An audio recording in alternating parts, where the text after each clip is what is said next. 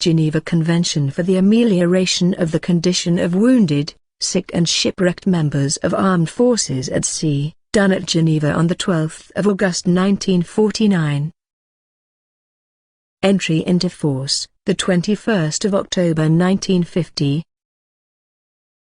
The undersigned plenipotentiaries of the governments represented at the diplomatic conference held at Geneva from April 21 to August 12, 1949, for the purpose of revising the 10th Hague Convention of October 18, 1907, for the adaptation to maritime warfare of the principles of the Geneva Convention of 1906, have agreed as follows. Chapter 1. General Provisions. Article 1. The high contracting parties undertake to respect and to ensure respect for the present convention in all circumstances. Article 2. In addition to the provisions which shall be implemented in peacetime, the present convention shall apply to all cases of declared war or of any other armed conflict which may arise between two or more of the high contracting parties, even if the state of war is not recognized by one of them. The Convention shall also apply to all cases of partial or total occupation of the territory of a high contracting party, even if the said occupation meets with no armed resistance. Although one of the powers in conflict may not be a party to the present Convention, the powers who are parties thereto shall remain bound by it in their mutual relations. They shall furthermore be bound by the Convention in relation to the said power, if the latter accepts and applies the provisions thereof. Article 3. In the case of armed conflict not of an international character occurring in the territory of one of the high contracting parties, each party to the conflict shall be bound to apply, as a minimum, the following provisions. 1. Persons taking no active part in the hostilities, including members of armed forces who have laid down their arms and those placed hors de combat by sickness, wounds, detention, or any other cause, shall in all circumstances be treated humanely, without any adverse distinction founded on race, color, religion or faith, sex, birth or wealth, or any other similar criteria. To this end, the following acts are and shall remain prohibited at any time and in any place whatsoever with respect to the above-mentioned persons. A. Violence to life and person, in particular murder of all kinds, mutilation, cruel treatment and torture. B. Taking of hostages. C. Outrages upon personal dignity, in particular, humiliating and degrading treatment. D. The passing of sentences and the carrying out of executions without previous judgment pronounced by a regularly constituted court, affording all the judicial guarantees which are recognized as indispensable by civilized peoples. 2. The wounded, sick and shipwrecked shall be collected and cared for. An impartial humanitarian body, such as the International Committee of the Red Cross, may offer its services to the parties to the conflict. The parties to the conflict should further endeavor to bring into force, by means of special agreements, all or part of the other provisions of the present convention. The application of the preceding provisions shall not affect the legal status of the parties to the conflict. Article 4. In case of hostilities between land and naval forces of parties to the conflict, the provisions of the present convention shall apply only to forces on board ship. Forces put ashore shall immediately become subject to the provisions of the Geneva Convention for the amelioration of the condition of the wounded and sick in armed forces in the field of August 12, 1949. Article 5. Neutral powers shall apply by analogy the provisions of the present convention to the wounded, sick and shipwrecked, and to members of the medical personnel and to chaplains of the armed forces of the parties to the conflict received or interned in their territory, as well as to dead persons found. Article 6. In addition to the agreements expressly provided for in Articles 10, 18, 31, 38, 39, 40, 43 and 53, the high contracting parties may conclude other special agreements for all matters concerning which they may deem it suitable to make separate provision. No special agreement shall adversely affect the situation of wounded, sick and shipwrecked persons, of members of the medical personnel or of chaplains, as defined by the present convention, nor restrict the rights which it confers upon them. Wounded, sick, and shipwrecked persons, as well as medical personnel and chaplains, shall continue to have the benefit of such agreements as long as the convention is applicable to them, except where express provisions to the contrary are contained in the aforesaid or in subsequent agreements, or where more favorable measures have been taken with regard to them by one or other of the parties to the conflict. Article 7. Wounded, sick and shipwrecked persons, as well as members of the medical personnel and chaplains, may in no circumstances renounce in part or in entirety the rights secured to them by the present convention, and by the special agreements referred to in the foregoing article, if such there be. Article 8. The present convention shall be applied with the cooperation and under the scrutiny of the protecting powers whose duty it is to safeguard the interests of the parties to the conflict. For this purpose, the protecting powers may appoint, apart from their diplomatic or consular staff, delegates from amongst their own nationals or the nationals of other neutral powers. The said delegates shall be subject to the approval of the power with which they are to carry out their duties. The parties to the conflict shall facilitate to the greatest extent possible the task of the representatives or delegates of the protecting powers. The representatives or delegates of the protecting powers shall not in any case exceed their mission under the present convention. They shall, in particular, take account of the imperative necessities of security of the state wherein they carry out their duties. Their activities shall only be restricted as an exceptional and temporary measure when this is rendered necessary by imperative military necessities.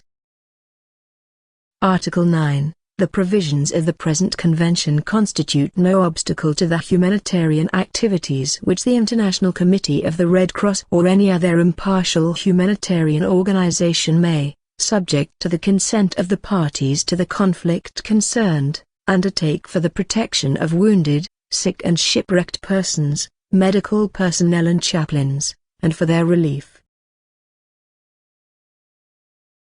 Article 10. The high contracting parties may at any time agree to entrust to an organization which offers all guarantees of impartiality and efficacy the duties incumbent on the protecting powers by virtue of the present convention.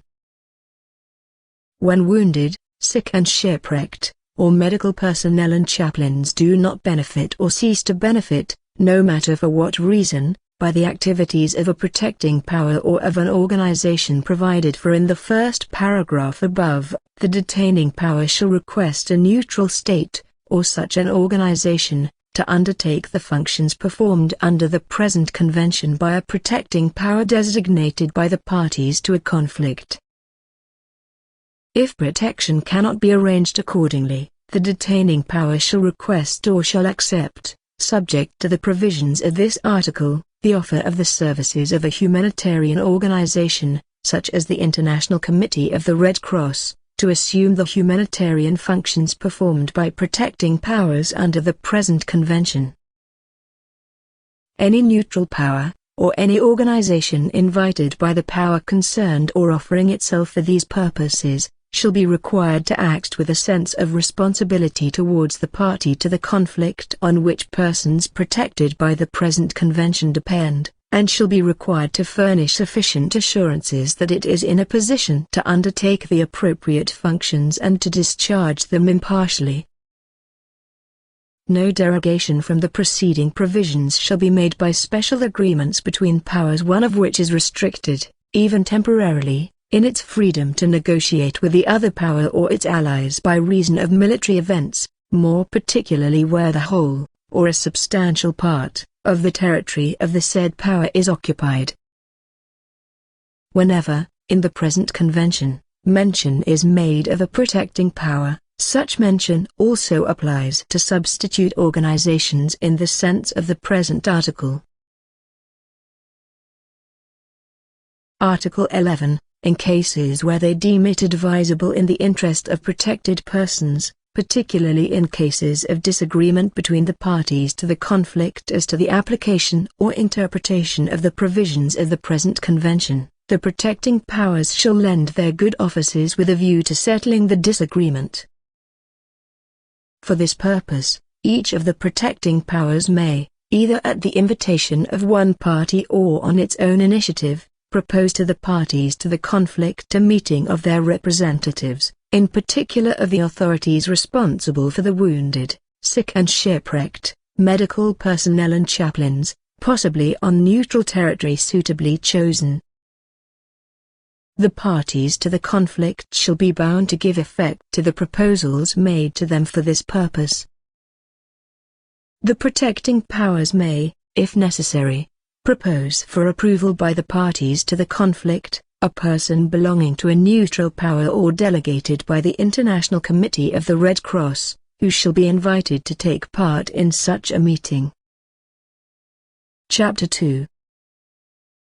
Wounded, sick and shipwrecked. Article 12. Members of the armed forces and other persons mentioned in the following article, who are at sea and who are wounded, sick or shipwrecked, shall be respected and protected in all circumstances, it being understood that the term shipwreck means shipwreck from any cause and includes forced landings at sea by or from aircraft. Such persons shall be treated humanely and cared for by the parties to the conflict in whose power they may be, without any adverse distinction founded on sex, race, nationality, religion, political opinions, or any other similar criteria. Any attempts upon their lives, or violence to their persons, shall be strictly prohibited. In particular, they shall not be murdered or exterminated, subjected to torture or to biological experiments. They shall not willfully be left without medical assistance and care, nor shall conditions exposing them to contagion or infection be created. Only urgent medical reasons will authorize priority in the order of treatment to be administered. Women shall be treated with all consideration due to their sex. Article 13. The present convention shall apply to the wounded, sick and shipwrecked at sea belonging to the following categories: 1. Members of the armed forces of a party to the conflict, as well as members of militias or volunteer corps forming part of such armed forces. 2. Members of other militias and members of other volunteer corps, including those of organized resistance movements, belonging to a party to the conflict and operating in or outside their own territory, even if this territory is occupied, provided that such militias or volunteer corps, including such organized resistance movements, fulfill the following conditions. A. That of being commanded by a person responsible for his subordinates. B. That of having a fixed distinctive sign recognizable at a distance. C. That of carrying arms openly. D. That of conducting their operations in accordance with the laws and customs of war. 3. Members of regular armed forces who profess allegiance to a government or an authority not recognized by the detaining power. 4. Persons who accompany the armed forces without actually being members thereof, such as civilian members of military aircraft crews, war correspondents, supply contractors, members of labor units or of services responsible for the welfare of the armed forces, provided that they have received authorization from the armed forces which they accompany. 5. Members of crews, including masters, pilots and apprentices of the merchant marine and the crews of civil aircraft of the parties to the conflict, who do not benefit by more favorable treatment under any other provisions of international law. 6. Inhabitants of a non-occupied territory who, on the approach of the enemy, spontaneously take up arms to resist the invading forces, without having had time to form themselves into regular armed units, provided they carry arms openly and respect the laws and customs of war.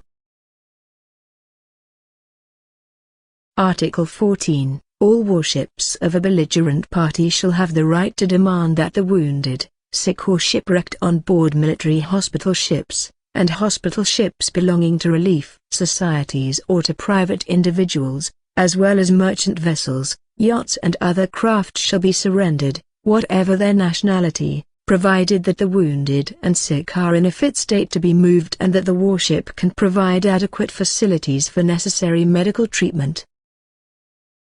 Article 15. If wounded, sick or shipwrecked persons are taken on board a neutral warship or a neutral military aircraft, it shall be ensured, where so required by international law, that they can take no further part in operations of war.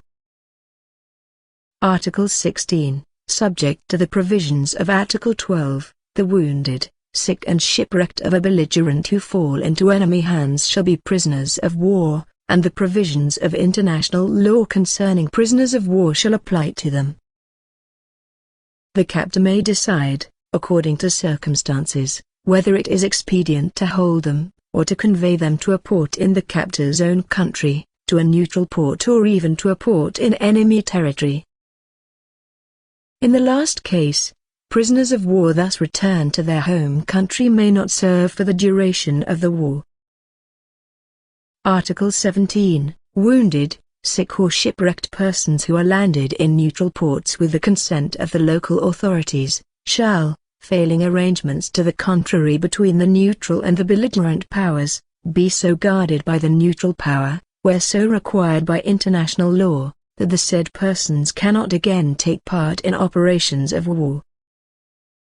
The costs of hospital accommodation and internment shall be borne by the power on whom the wounded, sick or shipwrecked persons depend. Article 18. After each engagement, parties to the conflict shall, without delay, take all possible measures to search for and collect the shipwrecked, wounded and sick, to protect them against pillage and ill treatment, to ensure their adequate care, and to search for the dead and prevent their being despoiled. Whenever circumstances permit, the parties to the conflict shall conclude local arrangements for the removal of the wounded and sick by sea from a besieged or encircled area and for the passage of medical and religious personnel and equipment on their way to that area. Article 19. The parties to the conflict shall record as soon as possible, in respect of each shipwrecked, wounded, sick or dead person of the adverse party falling into their hands, any particulars which may assist in his identification. These records should if possible include, a. designation of the power on which he depends, b. army, regimental, personal or serial number, c. surname, d. first name or names, e. date of birth, f. any other particulars shown on his identity card or disc, g. date and place of capture or death, h. particulars concerning wounds or illness, or cause of death.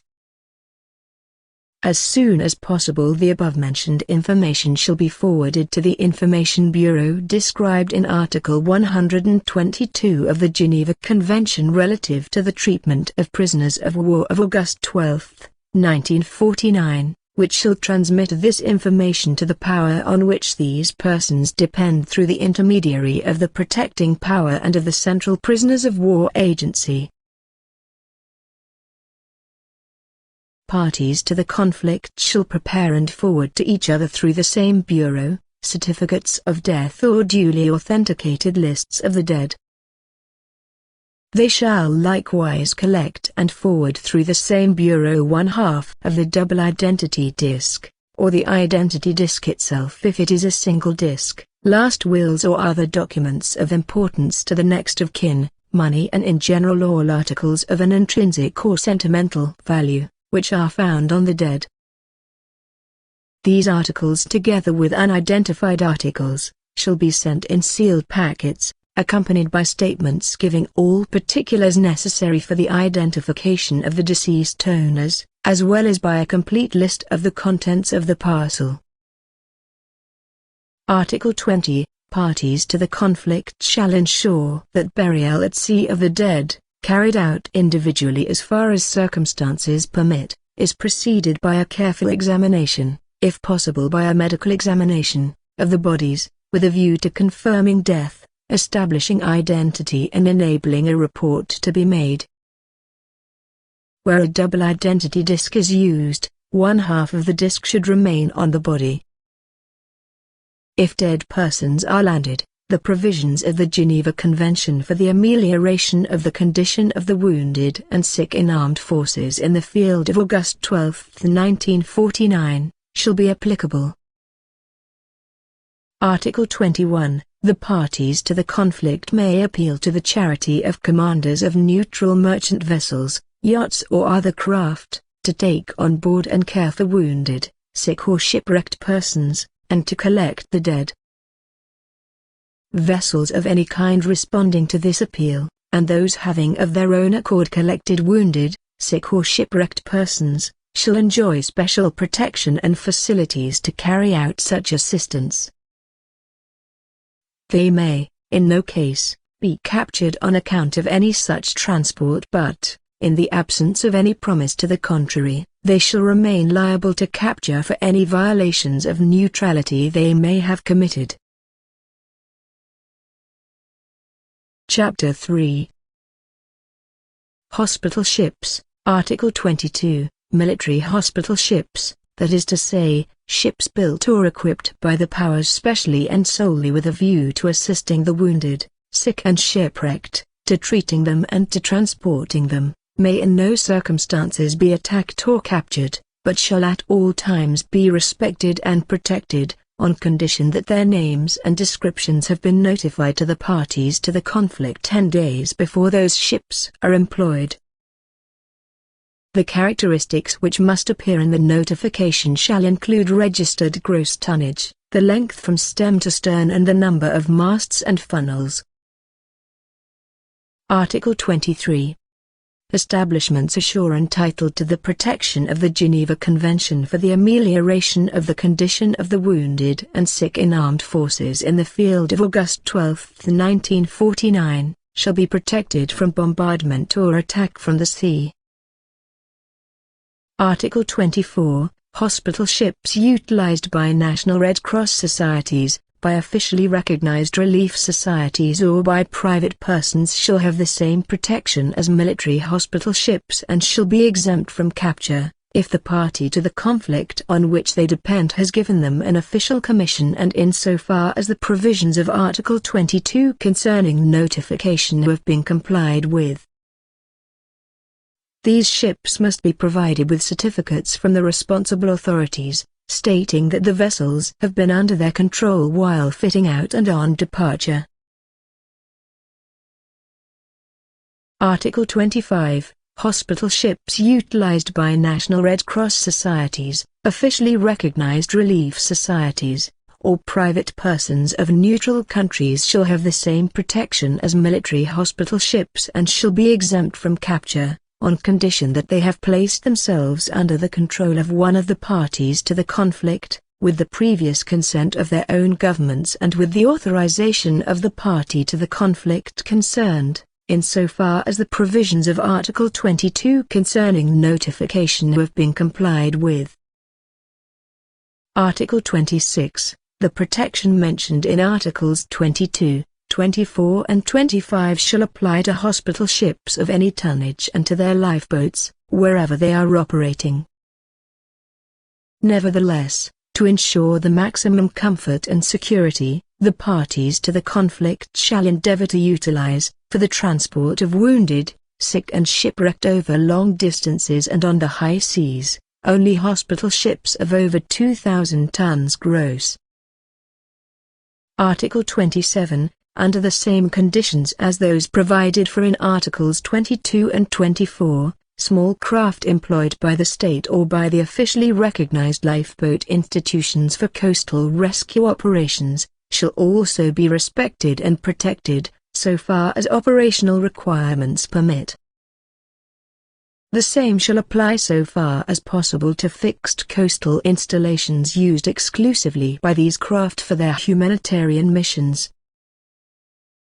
Article 28. Should fighting occur on board a warship, the sick bays shall be respected and spared as far as possible.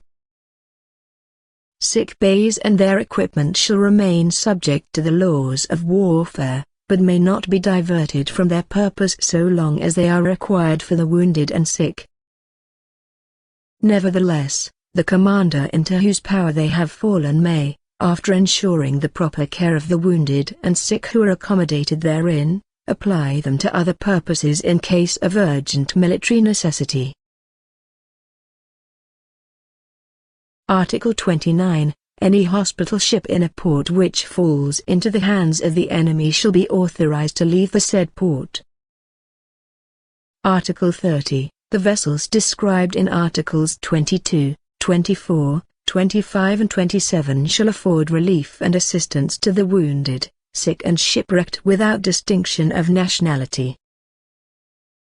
The high contracting parties undertake not to use these vessels for any military purpose. Such vessels shall in no wise hamper the movements of the combatants.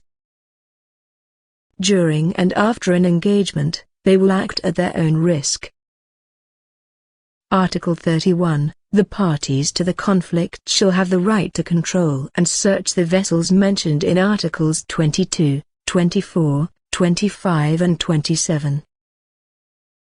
They can refuse assistance from these vessels, order them off, make them take a certain course, control the use of their wireless and other means of communication, and even detain them for a period not exceeding 7 days from the time of interception, if the gravity of the circumstances so requires. They may put a commissioner temporarily on board whose sole task shall be to see that orders given in virtue of the provisions of the preceding paragraph are carried out. As far as possible, the parties to the conflict shall enter in the log of the hospital ship, in a language he can understand, the orders they have given the captain of the vessel. Parties to the conflict may, either unilaterally or by particular agreements, put on board their ships neutral observers who shall verify the strict observation of the provisions contained in the present convention. Article 32. Vessels described in Articles 22, 24, 25 and 27 are not classed as warships as regards their stay in a neutral port. Article 33. Merchant vessels which have been transformed into hospital ships cannot be put to any other use throughout the duration of hostilities. Article 34. The protection to which hospital ships and sick bays are entitled shall not cease unless they are used to commit, outside their humanitarian duties, acts harmful to the enemy. Protection may, however, cease only after due warning has been given, naming in all appropriate cases a reasonable time limit, and after such warning has remained unheeded. In particular, hospital ships may not possess or use a secret code for their wireless or other means of communication. Article 35. The following conditions shall not be considered as depriving hospital ships or sick bays of vessels of the protection due to them. 1. The fact that the crews of ships or sick bays are armed for the maintenance of order, for their own defense or that of the sick and wounded. 2. The presence on board of apparatus exclusively intended to facilitate navigation or communication. 3. The discovery on board hospital ships or in sick bays of portable arms and ammunition taken from the wounded, sick and shipwrecked and not yet handed to the proper service. 4. The fact that the humanitarian activities of hospital ships and sick bays of vessels or of the crews extend to the care of wounded, sick or shipwrecked civilians. 5. The transport of equipment and of personnel intended exclusively for medical duties, over and above the normal requirements, Chapter 4. Personnel, Article 36. The religious, medical and hospital personnel of hospital ships and their crews shall be respected and protected. They may not be captured during the time they are in the service of the hospital ship, whether or not there are wounded and sick on board. Article 37. The religious, medical and hospital personnel assigned to the medical or spiritual care of the persons designated in Articles 12 and 13 shall, if they fall into the hands of the enemy, be respected and protected. They may continue to carry out their duties as long as this is necessary for the care of the wounded and sick. They shall afterwards be sent back as soon as the Commander-in-Chief, under whose authority they are, considers it practicable. They may take with them, on leaving the ship, their personal property.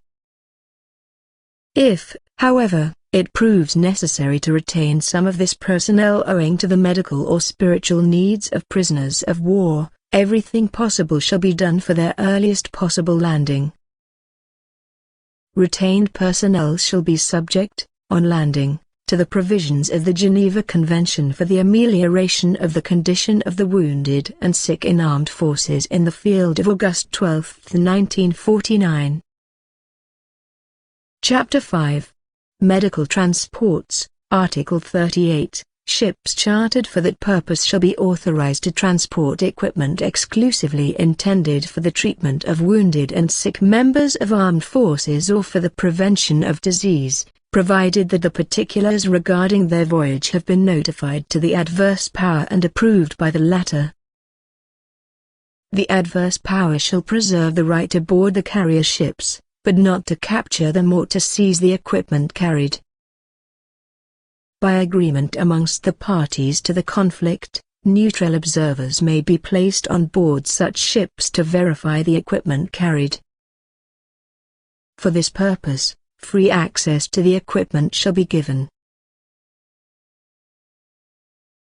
Article 39. Medical aircraft, that is to say, aircraft exclusively employed for the removal of wounded, sick and shipwrecked, and for the transport of medical personnel and equipment, may not be the object of attack, but shall be respected by the parties to the conflict, while flying at heights, at times and on routes specifically agreed upon between the parties to the conflict concerned.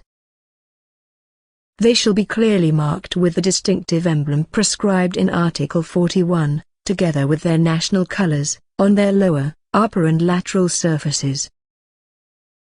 They shall be provided with any other markings or means of identification which may be agreed upon between the parties to the conflict upon the outbreak or during the course of hostilities. Unless agreed otherwise, flights over enemy or enemy-occupied territory are prohibited. Medical aircraft shall obey every summons to alight on land or water. In the event of having thus to alight, the aircraft with its occupants may continue its flight after examination, if any. In the event of alighting involuntarily on land or water in enemy or enemy-occupied territory, the wounded, sick and shipwrecked, as well as the crew of the aircraft shall be prisoners of war. The medical personnel shall be treated according to Articles 36 and 37. Article 40. Subject to the provisions of the second paragraph, medical aircraft of parties to the conflict may fly over the territory of neutral powers, land thereon in case of necessity, or use it as a port of call. They shall give neutral powers prior notice of their passage over the said territory, and obey every summons to alight, on land or water. They will be immune from attack only when flying on routes, at heights and at times specifically agreed upon between the parties to the conflict and the neutral power concerned. The neutral powers may, however, place conditions or restrictions on the passage or landing of medical aircraft on their territory. Such possible conditions or restrictions shall be applied equally to all parties to the conflict. Unless otherwise agreed between the neutral powers and the parties to the conflict, The wounded, sick or shipwrecked who are disembarked with the consent of the local authorities on neutral territory by medical aircraft shall be detained by the neutral power, where so required by international law, in such a manner that they cannot again take part in operations of war. The cost of their accommodation and internment shall be borne by the power on which they depend. Chapter 6. The distinctive emblem, Article 41, under the direction of the competent military authority, the emblem of the Red Cross on a white ground shall be displayed on the flags, armlets and on all equipment employed in the medical service. Nevertheless, in the case of countries which already use as emblem, in place of the Red Cross, the Red Crescent or the Red Lion and Sun on a white ground, these emblems are also recognized by the terms of the present convention. Article 42. The personnel designated in Articles 36 and 37 shall wear, affixed to the left arm, a water-resistant armlet bearing the distinctive emblem, issued and stamped by the military authority.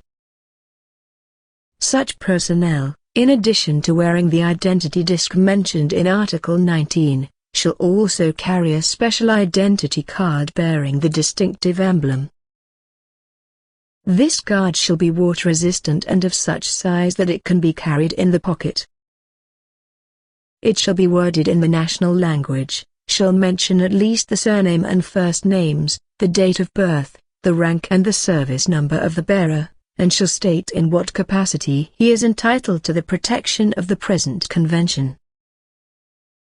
The card shall bear the photograph of the owner and also either his signature or his fingerprints or both. It shall be embossed with the stamp of the military authority. The identity card shall be uniform throughout the same armed forces and, as far as possible, of a similar type in the armed forces of the high contracting parties. The parties to the conflict may be guided by the model which is annexed, by way of example, to the present convention. They shall inform each other, at the outbreak of hostilities, of the model they are using. Identity cards should be made out, if possible, at least in duplicate, one copy being kept by the home country. In no circumstances may the said personnel be deprived of their insignia or identity cards nor of the right to wear the armlet. In cases of loss they shall be entitled to receive duplicates of the cards and to have the insignia replaced. Article 43. The ships designated in Articles 22, 24, 25 and 27 shall be distinctively marked as follows. A. All exterior surfaces shall be white. B. One or more dark red crosses, as large as possible, shall be painted and displayed on each side of the hull and on the horizontal surfaces, so placed as to afford the greatest possible visibility from the sea and from the air. All hospital ships shall make themselves known by hoisting their national flag and further, if they belong to a neutral state, the flag of the party to the conflict whose direction they have accepted. A white flag with the red cross shall be flown at the mainmast as high as possible.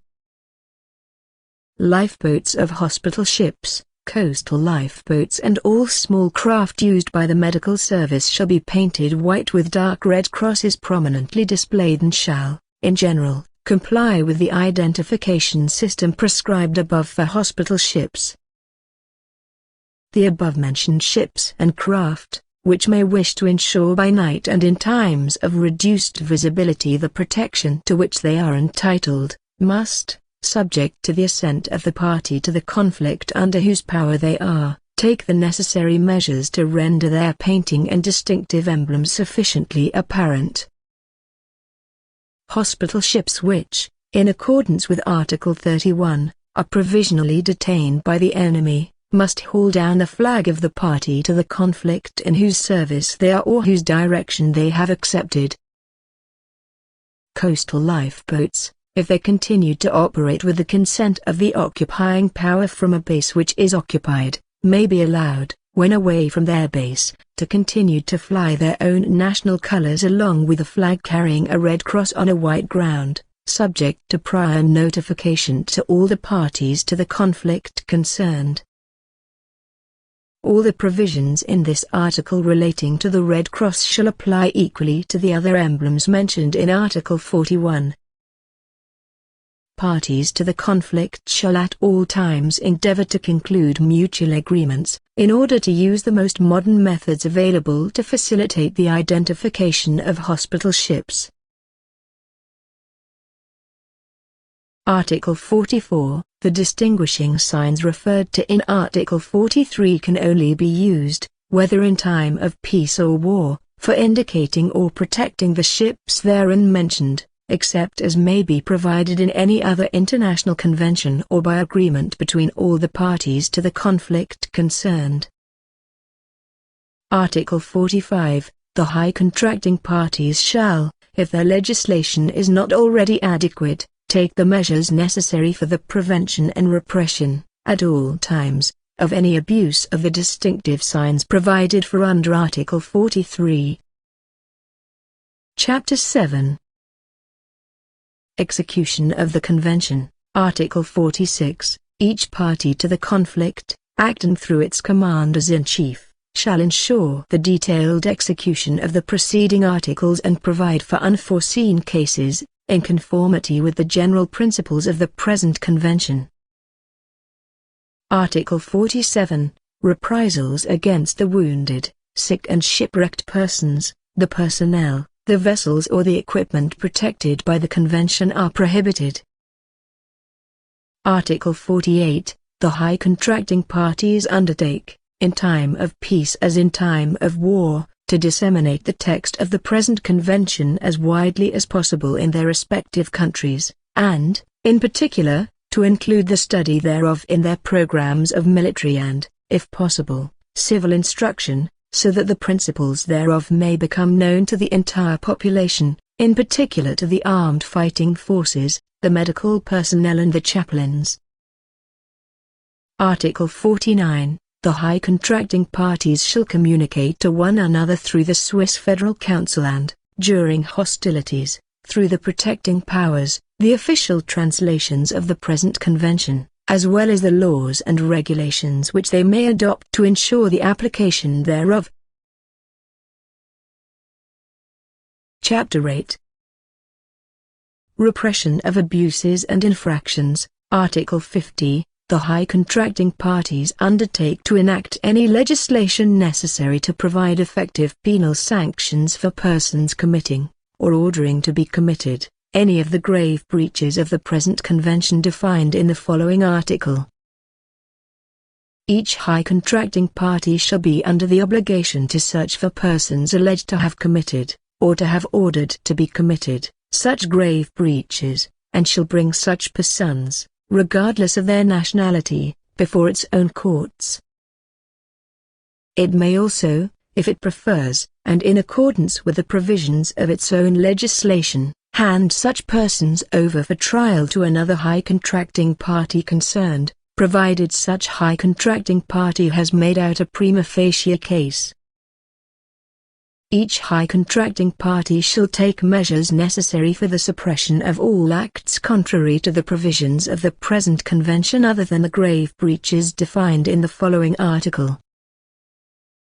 In all circumstances, the accused persons shall benefit by safeguards of proper trial and defense, which shall not be less favorable than those provided by Article 105 and those following of the Geneva Convention relative to the treatment of prisoners of war of August 12, 1949.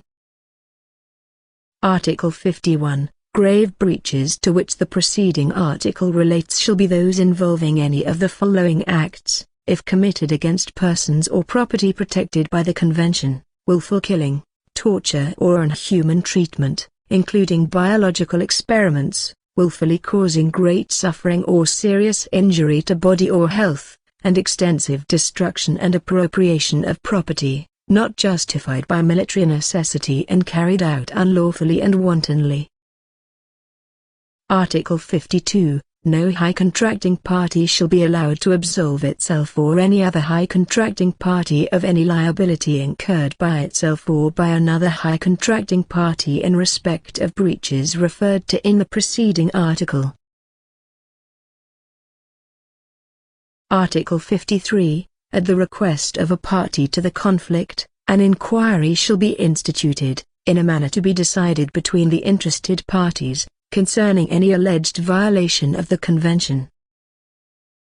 If agreement has not been reached concerning the procedure for the inquiry, the parties should agree on the choice of an umpire, who will decide upon the procedure to be followed. Once the violation has been established, the parties to the conflict shall put an end to it and shall repress it with the least possible delay. Final provisions. Article 54. The present convention is established in English and in French. Both texts are equally authentic. The Swiss Federal Council shall arrange for official translations of the convention to be made in the Russian and Spanish languages. Article 55. The present convention, which bears the date of this day, is open to signature until February 12, 1950. In the name of the powers represented at the conference which opened at Geneva on April 21, 1949. Furthermore, by powers not represented at that conference, but which are parties to the 10th Hague Convention of October 18, 1907, for the adaptation to maritime warfare of the principles of the Geneva Convention of 1906, or to the Geneva Conventions of 1864. 1906 or 1929 for the relief of the wounded and sick in armies in the field. Article 56. The present convention shall be ratified as soon as possible and the ratifications shall be deposited at Bern. A record shall be drawn up of the deposit of each instrument of ratification and certified copies of this record shall be transmitted by the Swiss Federal Council to all the powers in whose name the convention has been signed, or whose accession has been notified.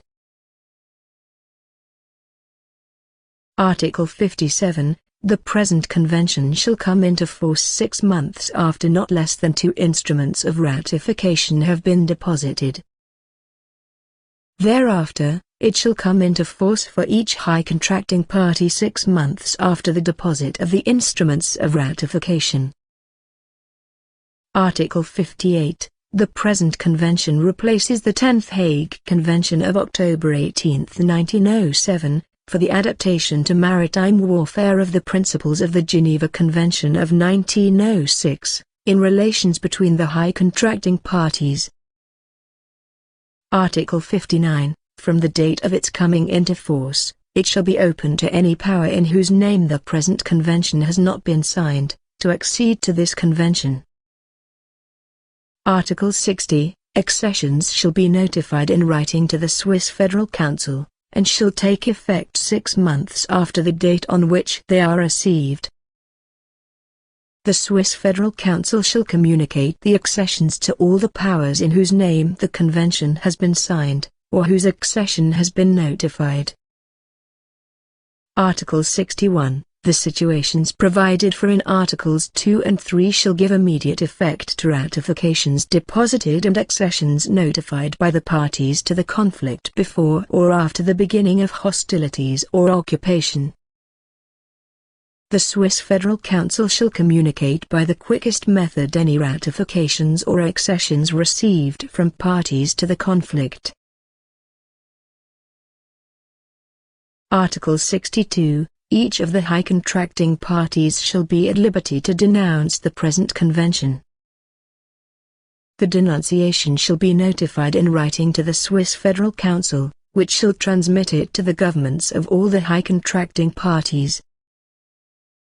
The denunciation shall take effect 1 year after the notification thereof has been made to the Swiss Federal Council.